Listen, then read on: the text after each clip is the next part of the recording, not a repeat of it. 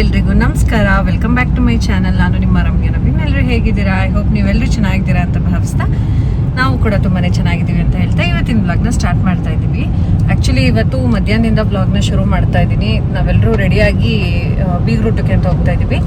ಬೆಳಗ್ಗೆಯಿಂದ ಬ್ಲಾಗ್ ಮಾಡೋದಕ್ಕೆ ಆಗಿರಲಿಲ್ಲ ನನಗೆ, ಏನು ಸಾವಿತ್ತು, ಅದನ್ನು ಮುಗಿಸ್ಕೊಂಡು ಬಂದು ಈಗ ಫ್ರೆಶ್ ಅಪ್ ಆಗಿ ನಾವೆಲ್ಲರೂ ಬೀಗ್ ರೂಟಕ್ಕೆ ಹೋಗ್ತಾ ಇದ್ದೀವಿ. ನಾವು ಎಷ್ಟೇ ಬೇಗ ಹೋಗೋಣ ಅಂತ ಅನ್ಕೊಂಡ್ರು 1 o'clock ಆಯ್ತು ಆಲ್ರೆಡಿ. 12:30 ಹೊರಡೋಣ ಅನ್ಕೊಂಡ್ವಿ, 1 ಆಯ್ತು. ಸೊ ಈಗ ಹೋಗ್ತಾ ಇದ್ದೀವಿ. ರಕ್ಷಿತಾ ಅಂದಿದ ತಕ್ಷಣ ಶಿವು ಅಂತ ಬರುತ್ತೆ. ಆದರೆ ಅವನು ಡೈರೆಕ್ಟ್ ಬಂದು ಜಾಯಿನ್ ಆಗ್ತಾನೆ. ಸೊ ನಾನು ನವೀನ್, ಅಥರ್ವನ್ನ ಬಾಡೂಟ ಅಂದ್ಬಿಟ್ಟು ಕರ್ಕೊಂಡ್ಬಂದ್ಬಿಟ್ವಿ ಸ್ಕೂಲಿಂದ. ಚಕ್ಕರ್ ಹಾಕೊಂಡು ಬಂದ್ಬಿಟ್ಟಿದ್ದೇನೆ ಅಲ್ವಾ ಅಥರ್ವ? ಹೌದು ಅಂತ. ಊಟ ಮಾಡಿದ್ದ ಸ್ಕೂಲಲ್ಲಿ ನೀನು? ಮಾಡ್ತಾ ಇದ್ದ ಹೋಗ್ತಾನೆ. ಅದು ಒಂದು ಕ್ಲಿಪ್ ತಗೊಂಡಿದ್ದೀನಿ. ಹೌದಾ? ನವೀನ್ ನೆನೆ ಇನ್ಫಾರ್ಮೇಶನ್ ಕೊಟ್ಟಿದ್ರಲ್ಲ, ಅದು ಪ್ರಾಪರ್ಟಿನ ಬೈ ಮಾಡ್ಬೇಕಾದ್ರೆ ಏನೇನೆಲ್ಲ ನೋಡ್ಬೇಕಾಗುತ್ತೆ ಏನು ಎತ್ತ ಅಂತ. ಅದ್ರ ಬಗ್ಗೆ ತುಂಬಾ ಜನ ಕಮೆಂಟ್ ಮಾಡಿದ್ರು. ತುಂಬಾ ಯೂಸ್ಫುಲ್ ಆಗಿದೆ ನವೀನಣ್ಣ. ಇದೇ ತರ ಪ್ರತಿಯೊಂದು ಬ್ಲಾಗಲ್ಲೂ ನೀವು ಯಾವ್ದ್ರದ್ದಾದ್ರೂ ವಿಚಾರ ತಗೊಂಡು ಅದ್ರದ್ದು ಮಾಹಿತಿ ಕೊಡ್ತಾ ಇರಿ ಅಂತ ಅಂದ್ಬಿಟ್ಟು. ಖಂಡಿತ ಕೊಡೋಣ. ನಮ್ಮ ಕೈಲಿ ಎಷ್ಟು ಸಾಧ್ಯ, ನಮ್ಗೆ ಏನೇನು ವಿಚಾರಗಳು ಗೊತ್ತೋ ಆ ವಿಚಾರಗಳನ್ನ ತಿಳಿಸ್ತಾವ ಹೋಗೋಣ. ರಕ್ಷಿತಾ ಅವರೇ, ಶಿವು ಅವ್ರು ಇನ್ನೂ ಬಂದಿಲ್ಲ ಅಂತ ಬೇಜಾರಾಗ್ತಿದ್ಯಾ? ಹೌದು, ಕಾಲ್ ಮಾಡಿದ್ದೆ, ಹಂಗೆ ಡೈರೆಕ್ಟ್ ಆಗಿ ಬರ್ತೀನಿ ಅಂತ ಹೇಳಿದ್ರೆ. ಈಗ ನೋಡಿದ ತಕ್ಷಣ ಹಾರಿ ಹೋಗ್ಬಿಡದೆ ಆ ಕಡೆಗೆ ಈಗ ಹೇಳ್ಬಿಟ್ಬಿಟ್ಟು. ಸೊ ನಮ್ಮ ಅಕ್ಕ ಅವರು ಕೂಡ ಅದೇ ಹೇಳಿದ್ನಲ್ಲ, ಅವರು ಬರೋದು ಸ್ವಲ್ಪ ಲೇಟ್ ಆಗುತ್ತೆ, ಜಾಯಿನ್ ಆಗ್ತಾರೆ ಅವರು ಕೂಡ ಬಂದು. ನಾವೀಗ ಹೊರಟಿದ್ದೀವಿ. ಏನು ತುಂಬ ಹತ್ರನೇ ಇದೆ, ಒಂದು 5-10 ಮಿನಿಟ್ಸಲ್ಲಿ ಹೋಗ್ಬಿಡ್ತೀವಿ. ಫ್ರೆಂಡ್ಸ್, ಈಗ ನಾವು ಬಂದ್ವಿ. ಸೊ ಲಾಸ್ಟ್ ರಿಸೆಪ್ಷನ್ಗೆ ಅಟೆಂಡ್ ಮಾಡಿದ್ವಲ್ಲ,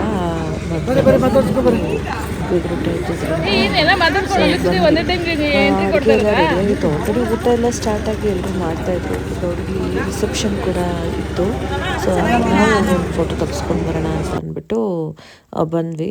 ನಮ್ಮ ಅತ್ತಿಗೆ ಅಂದರೆ ನವೀನ್ ಅವರ ಅಕ್ಕ ಕೂಡ ಬಂದಿದ್ರು. ಸೊ ಎಲ್ಲ ಸ್ಟೇಜ್ ಮೇಲೆ ಹೋಗಿ ಫೋಟೋಸ್ನ ತೊಗೊಂಡ್ವಿ. ಆ್ಯಂಡ್ ನಾನು ರೇಗಿಸ್ತಾ ಇದ್ದೆ ಅವನಿಗೆ, ಸಂತೋಷ್ಗೆ.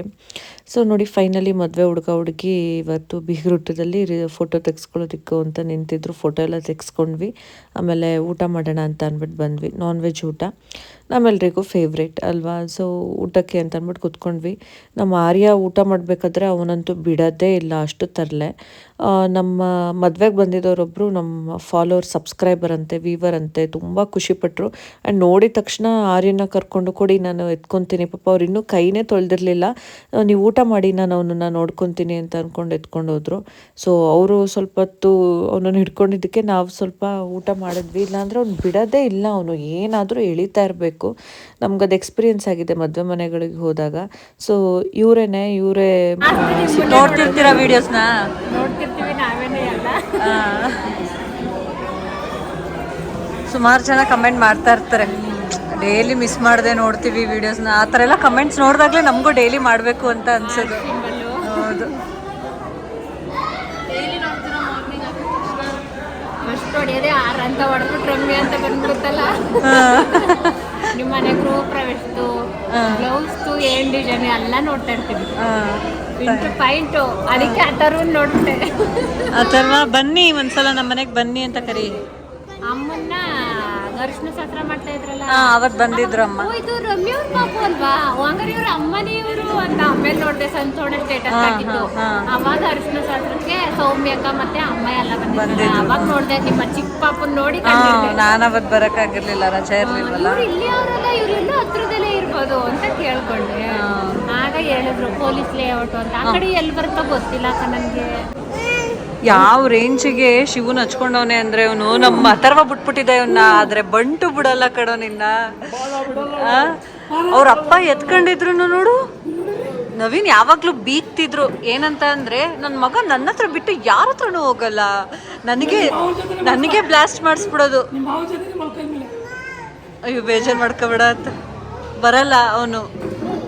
ಬಂಟು ಬಾ, ಮಮ್ಮಿ ಹತ್ರ ಬಾ, ಮಮ್ಮಿ ಹತ್ರ ಬರೋ, ಬಾ ಬಾ ಬಾ ಬಾ. ಬತ್ತವನ್ನೇ. ಫ್ರೆಂಡ್ಸ್ ಆ್ಯಕ್ಚುಲಿ ಬಂದ್ಬಿಟ್ಟು ಮಧ್ಯಾಹ್ನ ಯಾವ ರೇಂಜ್ಗೆ ಅಂದರೆ ಬಿಸಿ ಬಿಸಿ ಊಟ ಮಾಡಿದ್ದಕ್ಕೂ ಅದಕ್ಕೂ ನಾವು ಪ್ಲ್ಯಾನ್ ಮಾಡಿದ್ದು ನಾನು ರಕ್ಷಿತಾ ಏನು ಅಂದರೆ ನಮ್ಮ ಅಕ್ಕ ಇರಲಿಲ್ಲ. ನಾನು ರಕ್ಷಿತಾ ಏನು ಪ್ಲ್ಯಾನ್ ಮಾಡಿದ್ವಿ ಅಂತ ಅಂದರೆ ಇವತ್ತು ಮೈಸೂರು ಸಿಲ್ಕ್ ಸ್ಯಾರಿನ ತೊಗೊಬರೋಣ ಅಂತ ಅಂದ್ಬಿಟ್ಟು ಇಬ್ಬರು ಮಾತಾಡ್ಕೊಂಡಿದ್ವಿ. ಬಟ್ ನನಗೆ ಪರ್ಸ್ನಲ್ ಆಗಿ ಹೇಳ್ಬೇಕಂದ್ರೆ ಫ್ರೆಂಡ್ಸ್, ಈ KSIC ಇಂದ ತೊಗೊಳೋದಕ್ಕೆ ಅಂದರೆ ತುಂಬ ಸ್ಟಾರ್ಟಿಂಗ್ ಪ್ರೈಸೇ 20,000 ಆ ಥರ ಇರುತ್ತೆ. ಬಟ್ ಸೀರಿಯಸ್ಲಿ ನನಗೆ ಇನ್ವೆಸ್ಟ್ ಮಾಡೋದಕ್ಕೆ ಇಷ್ಟ ಇಲ್ಲ ಸ್ಯಾರಿಗೆ. ಸ್ವಲ್ಪ ಚೆನ್ನಾಗಿರೋದು ಬಾರ್ಡರ್ ಎಲ್ಲ ಚೆನ್ನಾಗಿರೋದು ತೊಗೊತೀನಿ ಅಂತ ಅಂದರೆ ಒಂದು 30,000 50,000 ಈ ಥರನೇ ಆಗುತ್ತೆ. ಬಟ್ ನನಗೆ ನಿಜವಾಗ್ಲೂ ಇಷ್ಟ ಇಲ್ಲ.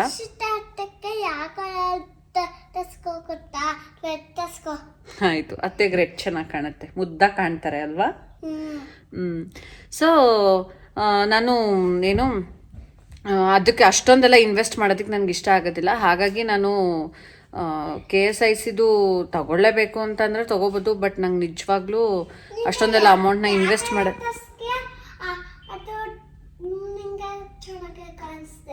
ಆಯಿತು ಕಂದ, ಅವ್ನ ಮಮ್ಮಿನೂ ಬಿಟ್ಕೊಡಲ್ಲ. ಹಾಗಾಗಿ ನಾನು ಯಾವತ್ತೂ KSICಗೆ ಹೋಗ್ಬಿಟ್ಟು ತೊಗೋಬೇಕು ಅನ್ನೋ ಆಲೋಚನೆ ಎಲ್ಲ ಬರಲಿಲ್ಲ ನನಗೆ. ಬಟ್ ಈಗ ಆಲ್ರೆಡಿ ನನ್ನ ಹತ್ರ ಒಂದು 2-3 ಇದೆ.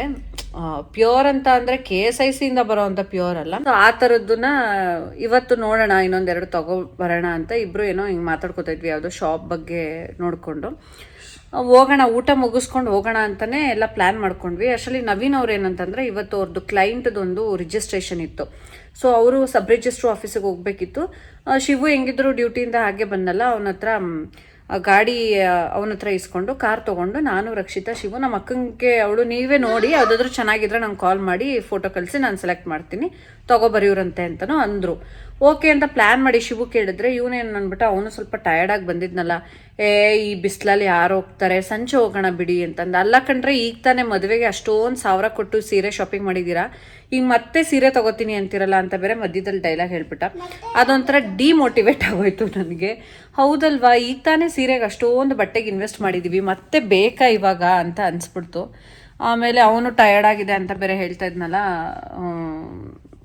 ಅದಕ್ಕೆ ಸುಮ್ಮನೆ ಆಗ್ಬಿಟ್ವಿ. ಬಿಡಿ ಸಂಜೆ ಹೋಗೋಣ ಅನ್ಕೊಂಡು. ಸಂಜೆ ಎಲ್ಲಿ ಬಂದು ಆ ಟಯರ್ಡ್ನೆಸ್ಸಿಗೆ ಈ ಬೇಸಿಗೆಗಂತೂ ಎಲ್ಲಾದರೂ ಹೋಗಿ ಬಂದರೆ ಅದು ಸುಧಾರಿಸ್ಕೊಳ್ಳೋಕ್ಕೆ ಸ್ವಲ್ಪ ಹೊತ್ತು ಬೇಕು. ಹೊಟ್ಟೆ ತುಂಬ ಊಟ ಬೇರೆ ಮಾಡಿದ್ವಿ. ಸೊ ರೆಸ್ಟ್ ಮಾಡಿದ್ದಾಯಿತು. ಎಲ್ಲರೂ ಹಂಗೆ ಅಕ್ಕ ಭಾವನೂ ಬಂದರು, ಎಲ್ಲರೂ ಅಲ್ಲೇ ಅಮ್ಮನ ಮನೆಯಲ್ಲೇ ರೆಸ್ಟ್ ಮಾಡಿದ್ವಿ. ರೆಸ್ಟ್ ಮಾಡಿಬಿಟ್ಟು ಈಗ ಇವನು ಅವ್ರ ಅತ್ತೆ ಜೊತೆ ಹೋಗ್ಬಿಟ್ಟು ಏನೇನೋ ಸ್ನ್ಯಾಕ್ಸ್ ಎಲ್ಲ ತೆಗೆಸ್ಕೊಂಡು ಬಂದವನೆ. ಆಮೇಲೆ ನಮ್ಮಮ್ಮ ಒಂದು ಡೈಲಾಗ್ ಹೇಳ್ತಿರ್ತಾರೆ, ನಿಮ್ಮವ್ವ ಎಲ್ಲಿ ಇನ್ನೂ ಇಷ್ಟೊತ್ತಾದರೂ ಬರಲೇ ಇಲ್ಲ ಅಂತ. ಅದಕ್ಕೆ ಇವನು ನಮ್ಮ ಅವ್ವನಿಗೆ ಅಂತ ಒಂದು ಬಿಸ್ಕೆಟ್ ಕೊಟ್ಟರೆ ಬೇಡ ಅಂದ್ಬಿಟ್ರಲ್ಲ ಅಂತವನೆ. ಅವನು ನನ್ನನ್ನು ಈಗ ನಮ್ಮ ಅವ್ವನ ಮನೆಗೆ ಹೋಗ್ತೀನಿ, ನಮ್ಮವ್ವ ನಾನು ಅಂದ್ಕೊಂಡು, ಅವ್ವನ ನಾನು ನಿಂಗೆ ಅಮ್ಮ ಅಂತ ಕರೆಯೋಕೆ ಇಷ್ಟನಾ, ಮಮ್ಮಿ ಅಂತ ಕರೆಯೋಕೆ ಇಷ್ಟನಾ, ಅವ್ವ ಅಂತ ಕರೆಯೋಕೆ ಇಷ್ಟನಾ? ಅಮ್ಮ. ಆಯಿತು, ಅಮ್ಮ ಅಂತಲೇ ಕರಿ, ಓಕೆನಾ? ಅವ್ನು ಮಮ್ಮಿ ಅಂತ ಕರಿತಾ ಇದ್ದ, ಇತ್ತೀಚೆಗೆ ಅಮ್ಮ ಅಂತ ಅಭ್ಯಾಸ ಆಗಿದ್ದಾನೆ. ಅಥರ್ವಾ ಕೆಲವು ವರ್ಷಗಳ ಹಿಂದೆ ನೀನು ಅಮ್ಮ ಅಂತ ಕರೀತಿಲ್ವಲ್ಲ ಅಂತ ಅಂದ್ಬಿಟ್ಟು ಹತ್ಬಿಟ್ಟಿದ್ದೀನಿ ನಾನು. ನಿನಗೆ ಮಾತಾಡೋಕೆ ಬರ್ತಿರ್ಲಿಲ್ಲ, ನೀನು ಚಿಕ್ಕವನಾಗಿದ್ದಲ್ಲ ಆಗ ನಿಂಗೆ ಮಾತೇ ಆಡೋಕೆ ಬರ್ತಿರ್ಲಿಲ್ಲ. ಆವಾಗ ನಾನು ನನ್ನ ಮಗ ಮಾತೇ ಆಡಲ್ವಲ್ಲ ಅಂತ ಹತ್ಬಿಟ್ಟಿದ್ದೀನಿ, ಗೊತ್ತಾ?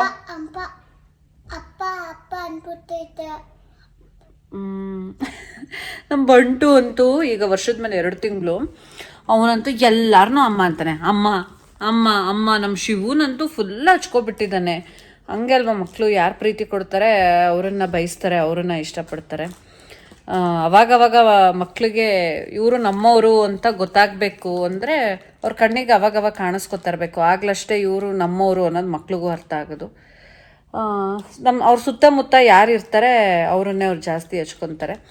ಸೊ ಈಗ ನಾನು ನವೀನ್ ಸ್ವಲ್ಪ ಹೊರಗೆ ಹೋಗೋದಿದೆ, ಸ್ವಲ್ಪ ಪರ್ಸ್ನಲ್ ಕೆಲಸ ಇದೆ, ಮುಗಿಸ್ಕೊಂಡು ಬರಬೇಕು. ನೀವು ಬರ್ತೀರಾ? ಆರಾಮಾಗಿ ಮನೇಲಿರಿ. ಇಲ್ಲ ಇಲ್ಲ ಅಂತೆ. ಸೊ ಈಗ ಹೋಗ್ಬಿಟ್ಟು ಬರ್ತೀವಿ. ಆ್ಯಂಡ್ ರಿಜಿಸ್ಟ್ರೇಷನ್ ಬಗ್ಗೆ ಹೇಳ್ತಾ ಇದೆ.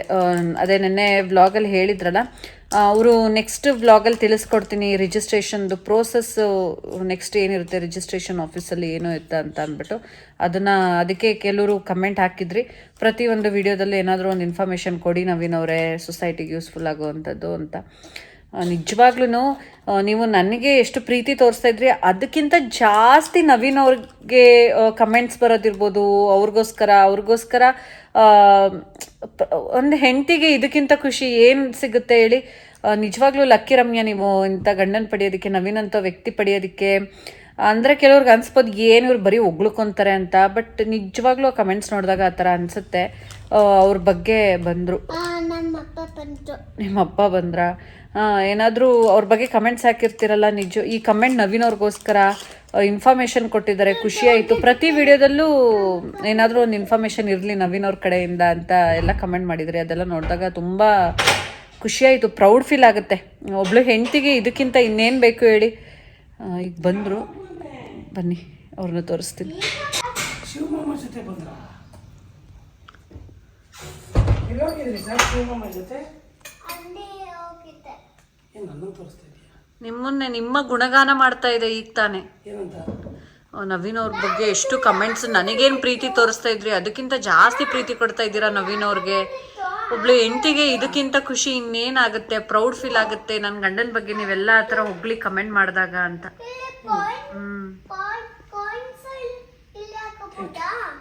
ಎಲ್ಲ ಅಲ್ಲೇ ಮನಿ ಸೇವಿಂಗ್ ಬಾಕ್ಸ್ ನಮ್ಮ ಹತ್ರ ಒಂದು ತೋರ್ಸು ಮಗ್ನೆ. ಏನೇನೋ ತೆಗೆಸ್ಕೊಂಡು ಬಂದಾನೆ. ಎಷ್ಟು ಹಾಕಿದ್ಯಾ ಮಗ್ನೆ ಇದರಲ್ಲಿ? ಗುಣವೆನ್ ಗೌಡ ಚಿಲ್ಲರೆ ಕಾಸೆ ಹಾಕಿರ್ತಾನೆ ಬರೀ ಅವನು. ಎಷ್ಟು ಹಾಕಿದ್ಯಾ ಮಗ್ನೆ ಇದರಲ್ಲಿ ದುಡ್ಡು? ಅದೆಲ್ಲ ಓಪನ್ ಮಾಡೋಕ್ಕಾಗಲ್ಲ, ಇಲ್ಲಿ ಗಲ್ ಗಲ್ ಅಂತೈತೆ ಕಾಯಿನ್ಸ್, ಈಸ್ಕೊಂಡು ಹಾಕು ಏನಾದ್ರು. ನೋಡಿಲಿ 1 2 3 ನೋಡಿ ಫ್ರೆಂಡ್ಸ್, ದುಡ್ಡನ್ನ ಎಲ್ಲಿಗೆ ಹಾಕೋತೇನೆ? ಮನಿ ಸೇವ್ ಮಾಡ್ತಾ ಇದ್ದೀರಾ ನೀವು? ಹೌದು. ಫೋಲ್ಡ್ ಮಾಡಿ ಹಾಕಿ ಕಂದ. ಸೊ ಎಲ್ರಿಗೂ ಹೇಳು, ನಿನ್ನ ಫ್ರೆಂಡ್ಸ್ಗಳಿಗೆ ಕಮೆಂಟ್ ಮಾಡಿ ಏನಂತ. ನೀವು ಇದೇ ಥರ ಮನಿ ಸೇವ್ ಮಾಡಿ ಪಪ್ಪ ಮಮ್ಮಿ ಹತ್ರ ಇಸ್ಕೊಂಡು ಅವಾಗ ಈ ಥರ ಬಾಕ್ಸಲ್ಲಿ ಹಾಕಿ ಇಡಿ, ಮನಿ ಸೇವ್ ಆಗುತ್ತೆ. ಇವ್ರು ಹಾಕಿರೋದೆಲ್ಲ 500 ರೂಪಾಯಿ ನೋಟ್ಗಳು ಕಣ, ನಾನು 20 ರೂಪಾಯಿ ಹಾಕಿಸ್ತಾ ಇದ್ದೀನಲ್ಲ. ಬಿಡಿ ಪಪ್ಪ, ಹನಿ ಹನಿ ಸೇರಿದರೆ ಹಳ್ಳ ಅನ್ನು ಹೇಳು. ಕೊಡ್ತೀನಿ, ನೆಕ್ಸ್ಟ್ ಟೈಮ್ ಕೊಡ್ತೀನಿ ಆಯ್ತಾ. ಸ್ಟಿಕ್ಕರು ತೆಗ್ದಿಲ್ಲ ಇನ್ನು, ಮೇಲ್ಗಡೆ ಹೊಸದಾಗಿದೆ. ಎಷ್ಟು ಸೇವಿಂಗ್ಸ್ ಮಾಡ್ತೀಯ ಆ ಥರ ಅದರಲ್ಲಿ?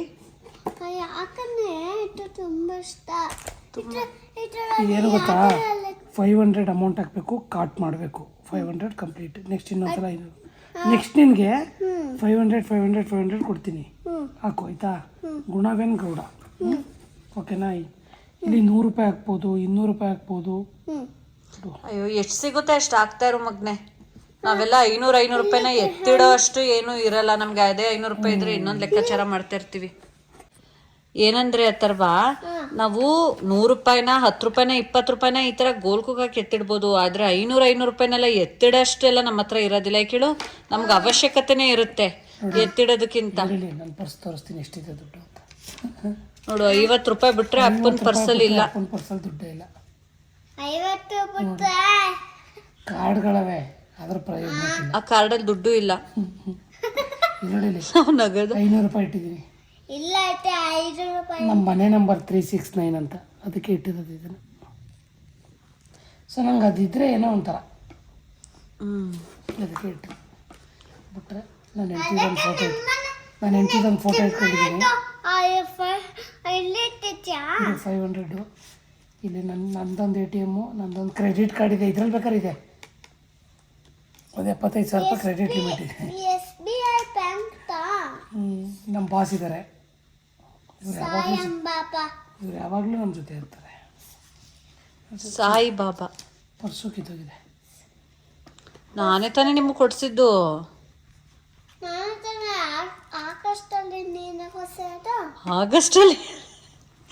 ಆಗಸ್ಟಲ್ಲಿ ಇದು ಕೊಡ್ಸಿದ್ದು. ಇನ್ನು ಏನೇನೋ ಇಟ್ಟಿದ್ದೀನಿ ಗುರು ಪರ್ಸಲ್ಲಿ. ಈಗ ನಡೀರಿ ಹೋಗೋಣ, ಟೈಮ್ ಆಗುತ್ತೆ. ನಂಗೆ ಮತ್ತೆ ಮಮ್ಮಿಗೋಸ್ಕರ ಬಿಸ್ಕಟ್ ತಗೊಂಡಿದ್ದೀನಿ. ಅವ್ವ ನಮ್ಮ ಅವ್ವಂಗೆ ಅಂತ. ಯೂನಿಯನ್ ಬ್ಯಾಂಕ್ ಕಾರ್ಡು ಇಲ್ಲೇ ಇಟ್ಟಿದ್ದೀನ, ಇರೋ ಬರೋ ಬ್ಯಾಂಕ್ ಕಾರ್ಡ್ ಎಲ್ಲ ಜೋಬಲ್ಲಿ ಇಟ್ಕೊಂಡಿದ್ದೀನಿ, ಅದಕ್ಕೆ ಪರ್ಸ್ ದಪ್ಪ ಕಾಣ್ತೈತೆ. ದುಡ್ಡಿದ್ದು ಪರ್ಸ್ ದಪ್ಪ ಕಾಣ್ತಾ ಇಲ್ಲ, ಕಾರ್ಡ್ಗಳು ಇಟ್ಕೊಂಡು. ಇದ್ರೊಂದು 500 ರೂಪಾಯಿ ಆಯ್ತಾರಮ್ಮ. ಸರಿ ನಡೀರಿ, ಈಗ ಆಯ್ತು, ಎದ್ ನಡೀರಿ. ಬಂಟು ಈಗ ನಿದ್ದೆ ಮಾಡಿ ಎದ್ದ, ಅಳ್ತಾ ಇದ್ದಾನೆ. ಬಂಟು ಈಚೆ ಹೋಗ್ಬೇಕಂತ, ನಡೀರಿ ಈಚೆ ಹೋಗೋಣ, ಈಚೆ ಕರ್ಕೊಂಡು ಹೋಗೋಣ. ಬಂಟು ಅವನೀಗ ಮಲ್ಟಿಗ್ರೈನ್ದು ಹಿಟ್ಟೆಲ್ಲ ತಿನ್ನೋದಿಲ್ಲ, ಈಗ ಅವ್ನು ರುಚಿ ರುಚಿಯಾಗಿ ಬೇಕು ಅವನಿಗೀಗ. ಕೆಳಗಡೆ ಹಾಕೋ ಬರಲ್ಲ, ಕೆಳಗಡೆ ಕರ್ಕೊಂಡು ಹೋಗಿ ತಿನ್ಸೋಣ. ಫ್ರೆಂಡ್ಸ್ ಹಾಗೆಯೇ ಊಟ ಕೂಡ ಕೊಟ್ಟು ಕಳಿಸಿದ್ರು. ಅದು ಬೀಗ್ರೂಟದ್ದು ಊಟ ಇತ್ತಲ್ಲ, ಆಂಟಿ ಮನೆಯಿಂದ ಊಟ ಕೂಡ ಪಾರ್ಸಲ್ ಬಂದಿತ್ತು. ಈಗ ನೈಟ್ಗೆ ಊಟ ಅದೇ ಆಗುತ್ತೆ. ಇಲ್ಲಿ ನಮ್ಮ ಚಿಕ್ಕಮ್ಮನೂ ಬಂದಿದ್ದರು. ನಮ್ಮಮ್ಮ ಚಿಕ್ಕಮ್ಮ ಎಲ್ಲ ಮಾತಾಡ್ತಾಯಿದ್ರು, ಸೀರಿಯಸ್ ಆಗಿರೋ ಮ್ಯಾಟ್ರ್ ಬಗ್ಗೆ ಮಾತಾಡ್ತಾಯಿದ್ರು. ಆ್ಯಂಡ್ ಹಾಗೆ ಇವತ್ತು ಡೇ ಹೇಗೆ ಕಳೆದೋಯ್ತು ಅನ್ನೋದೇ ಗೊತ್ತಾಗಲಿಲ್ಲ. ಈ ಥರ ಮಾತುಕತೆಗೆ ಇದ್ಬಿಟ್ರಂತೂ ದಿನಗಳು ಹೇಗೆ ಹೋಗುತ್ತೆ ಅನ್ನೋದೇ ಗೊತ್ತಾಗಲ್ಲ. ಸೊ ಈ ಒಂದು ವ್ಲಾಗ್ ನಿಮಗೆ ಇಷ್ಟ ಆಗಿರುತ್ತೆ ಅಂತ ಭಾವಿಸ್ತೀನಿ. ಇಷ್ಟ ಆಗಿದ್ದರೆ ಲೈಕ್ ಮಾಡಿ, ಕಮೆಂಟ್ ಮಾಡಿ, ಶೇರ್ ಮಾಡಿ. ಹಾಗೆ ಇನ್ನೂ ನನ್ನ ಚಾನಲ್ನ ಸಬ್ಸ್ಕ್ರೈಬ್ ಮಾಡ್ಕೊಳ್ದೆ ಏನಾದ್ರು ನೋಡ್ತಾ ಇದ್ದೀರಾ, ದಯವಿಟ್ಟು ಸಬ್ಸ್ಕ್ರೈಬ್ ಮಾಡ್ಕೊಳ್ಳೋದನ್ನು ಮರಿಬೇಡಿ. ಮತ್ತು ನೆಕ್ಸ್ಟು ಒಂದು ಹೊಸ ವ್ಲಾಗಲ್ಲಿ ನಿಮ್ಮ ಜೊತೆ ಸಿಗ್ತೀನಿ ಅಂತ ಹೇಳ್ತಾ ಇಲ್ಲಿಗೆ ಈ ಒಂದು ವ್ಲಾಗ್ನ ಎಂಡ್ ಮಾಡ್ತಾ ಇದ್ದೀನಿ. Thank you so much.